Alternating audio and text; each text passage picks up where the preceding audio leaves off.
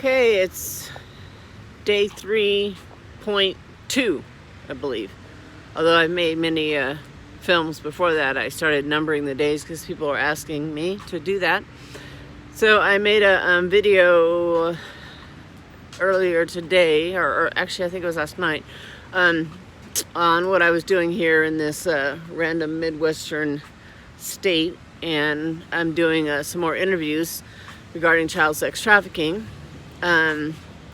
So I spent the day with a parent of a child that was recruited into by the child's father, who is a high-ranking official within law enforcement, and that's all I'll say for now. That got his child involved into a pedophile ring, a Luciferian ring, from the time he was a little boy. And so I spent the day interviewing this parent, and I have spoken to this person before, but never met them in person, and also got a chance to look at some additional evidence, and did an extensive interview, videotaped it for evidence purposes. So it will be copied, or it already actually has been copied and sent out to various locations. So should anyone want to try to take it, it's too late now. It's gone already to safe locations. But the interview was, besides overwhelmingly sad at just what this person has gone through to attempt to save not only this child, but several other children that are involved, and then even more children they found out that were involved in the Washington, D.C. suburbs where I stay, whose parents work for, as they said on film, places like, I don't know, the State Department, different contractors, people within federal law enforcement, judiciary, lots and lots of judges. And I mentioned this on my channel before about blackmail and judges and how the whole thing works. So I did an interview today that was an attempt to make, some of it linear, because it's very difficult for people that have been so traumatized to talk in a linear fashion, because they're having flashbacks and they're just so traumatized. So we did that interview today, and also to try to not, help them not kind of break down through it, because the emotions are just overwhelming, and it's very, very difficult to listen to. So we did that today, and I heard, once again, just things that are so shocking to hear, even though I've heard them before. I've seen a lot of this stuff before. I know of this stuff, but to just be with another human being who has been fighting this on behalf of their own child is heart-wrenching, and is still fighting it.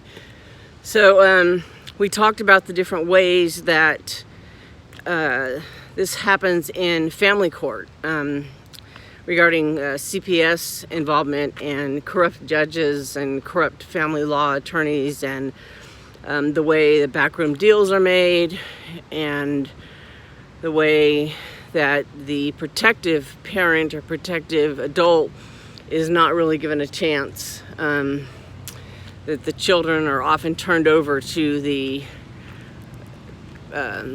offending parent, or CPS or somebody like that. And I'm not saying that all CPS is bad, because they're not. Surely there are great foster parents and things like that, but there is a tremendous amount of trafficking that goes on inside the social services system here in the United States. And a lot of people don't really realize this, and these kids are taken from a protective parent who is trying to help their child and put into a CPS family, or a foster family of some kind, and they're often trafficked. And there's a huge scam that's going on all across the United States of America, and there's many people that can talk about this, where children are trafficked out of these homes and not cared for, and put into pedophile rings. And so we got into that, into the sadness of that, the fact that even after this mother was interviewed by the Federal Bureau of Investigations, by line agents who were actually wonderful people, saw the evidence, listened to what had happened to this person's child, and even made the statement, this is the most horrible thing they had ever heard, regarding what had happened to this young child. Even though all of that was done, no further investigation was done. The child was actually custody was awarded of this child back to the perpetrator, who was involved in these high-ranking positions connected to the government. No follow-up was done. No further investigation was done on what this perpetrator was doing, not with only his own child, but with other children of people within the State Department and the United States government, and in the surrounding areas and contractors of suburbs of Washington, D.C. and other places in the United States, different places in Canada where these children are taken, different rituals and things like that they are put through. And, once again, just the horror of it all is, astronomical. So I did do a videotaped interview with this parent, and I think I'm going to do another one tomorrow that gets into even some more details, just for evidence sake. But for now, I did one that kind of gave a timeline of how someone can be living a life and have someone in such a high position living kind of a fake life, and having this secondary life that is so hidden, and how the spider web of connections between the judges and the judicial system and high-ranking law enforcement and politicians and you name it, how they all come together to protect these elite pedophiles. And this person is definitely one of these elite pedophiles. And so I've been working with the victims of this case for quite some time, and came out this weekend to do some interviews regarding that, for evidence sake, and completed that. So, just wanted to give an update, fighting the fight. I wish I could just release the interview. It would actually horrify many people. But the damage or risk to this person's, not only to this person who gave the interview, but to the children, is so incredibly high and dangerous. I just would never, I would never do that until and unless immediate safety is provided for them. And so we're working on all those things, but in the meantime, I'm still out gathering evidence and videotapes and things like that, because seems like people at the upper echelons of our law enforcement community are either refusing or scared or compromised or threatened, or you name it, to actually go after and do these investigations. So me and many other whistleblowers, especially former law enforcement, are doing it ourselves, to gather all of this evidence together, and to be able to have even more power behind us as we begin to come forward more and more and more, and really try to help protect these vulnerable victims and their families. So continued thanks for everyone that's supporting me and supporting these kids and these families. The things that I would say and would advise is just, everyone, open your eyes, keep your eyes open. These things happen really right under the noses of just about everybody. It's almost hard to believe, but these people have become so skilled, they're so devious that they think number one, they think, and it's pretty much true, that they will never be caught. And if they are caught in some way, they're going to be protected.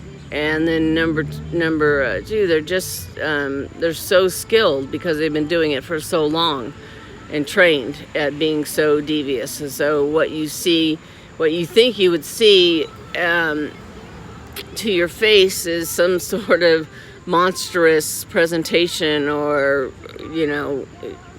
to be blunt, jackass presentation, evil presentation, and that is not really how it works. Most of these people involved in these horrific crimes are, to the world and not behind the scenes, they are the epitome of charmers.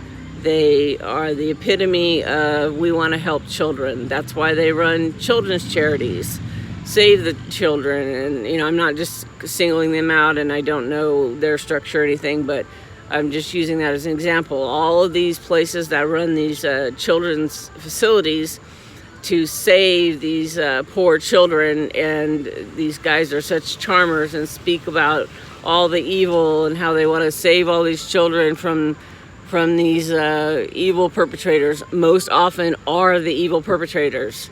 They are looking you dead in the face, in the eye, and lying to you.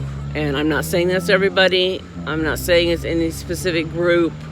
I'm not saying it's Save the Children. I'm not saying any of that. But what I am saying is look closely at any charity, any group that is specifically purporting to address the needs of children who are suffering or poor or without family or in need, or a lot of them, crossing the border, and they're, they have this whole thing going on with their being split off from their parents.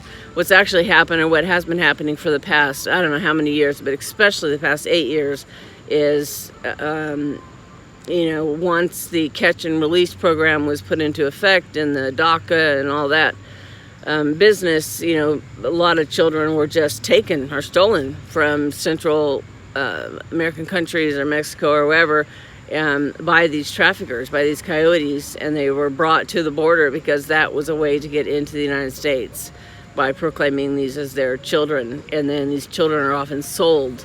And what is going on now is they are attempting to find out if these young children do in fact belong to these people that are purporting to be their parents. So all the screaming that you hear from the Democrats or whoever, that, Trump or different people are separating these children and they're just being so cruel.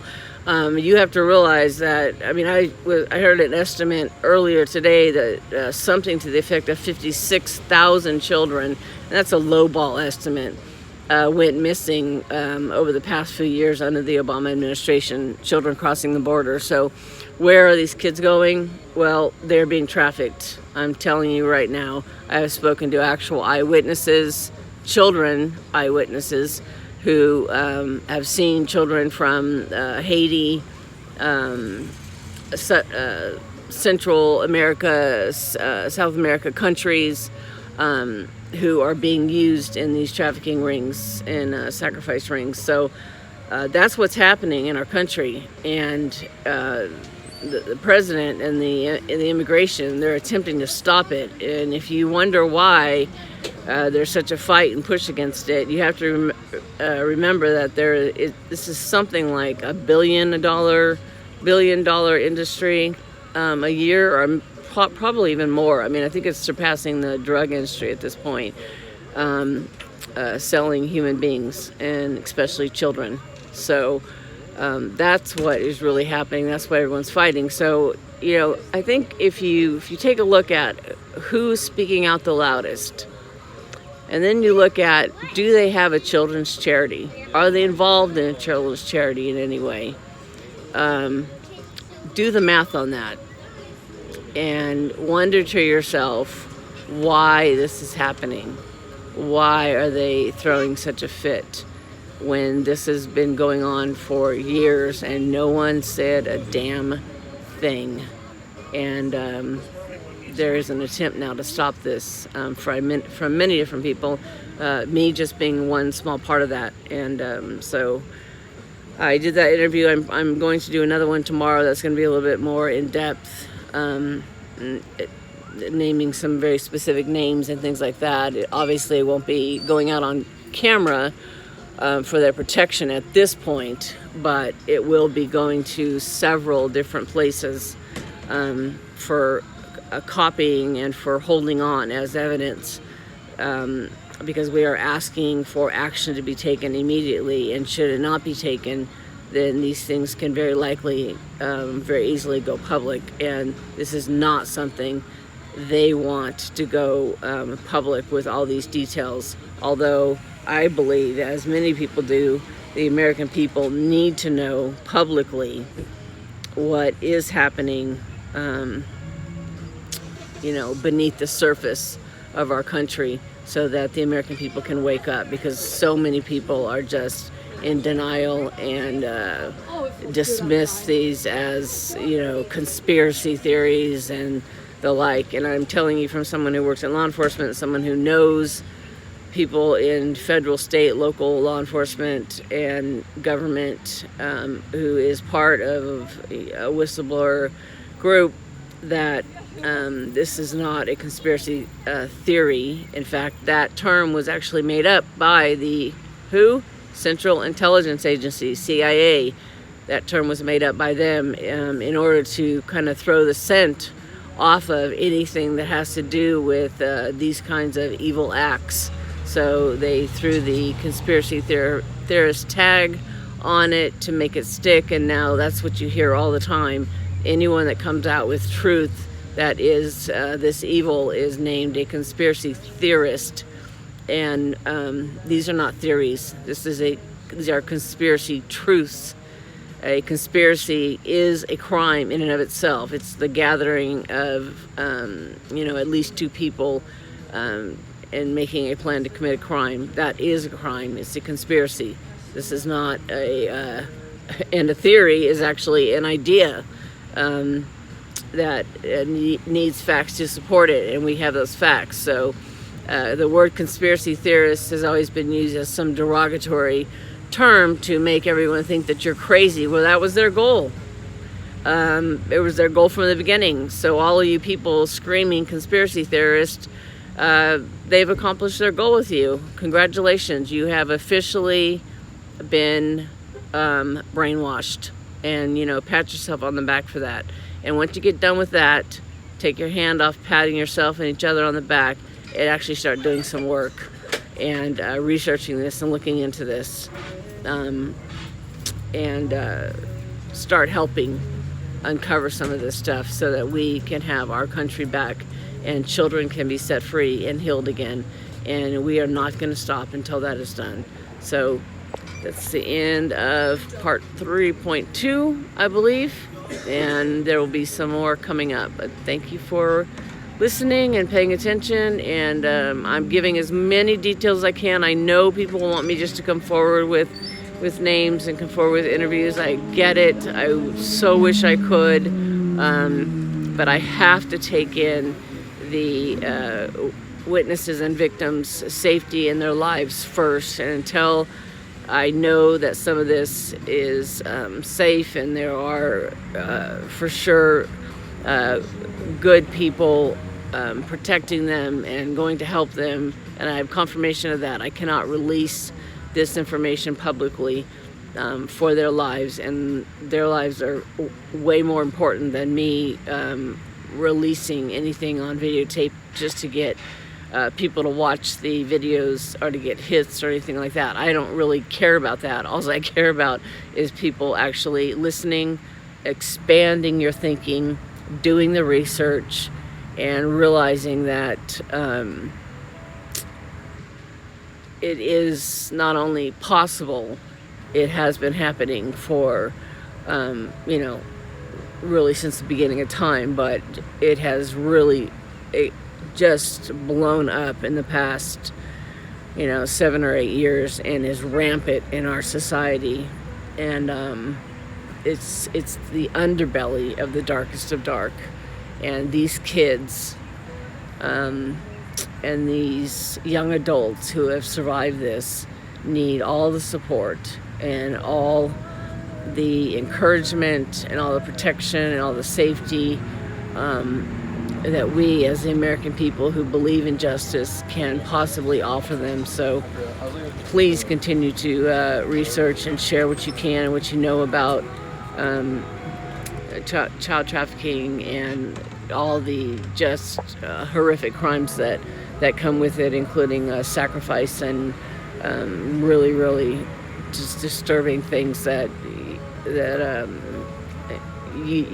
people think to themselves, human beings don't really have the propensity to do that. And I'm telling you, yes, they do. And they have the propensity to not only do it, but also to get up the next morning and put a suit and tie on, or even a uniform, and go into work as if nothing ever happened. And this is going to come out and shock people. So open your eyes, drop the scales, look deeply, and realize that those of us that are pushing this envelope on YouTube or wherever, Twitter, things like that, the reason they are blocking us or shadow banning us or doing all these things is not because we're crazy conspiracy theorists. At that point, you would just let us go, because we would just sound like crazy conspiracy theorists. No, they're shutting us down and attacking us and blocking us. Why? Why would they do that for people who are just nuts, as some people would like to believe? They're not. They're doing it because it's the truth, and some of them are involved, and they don't want it to come out, but we're going to force the issue. So checking out for now. Thank you for listening. Thank you for your support, and I'll be checking again at a later time.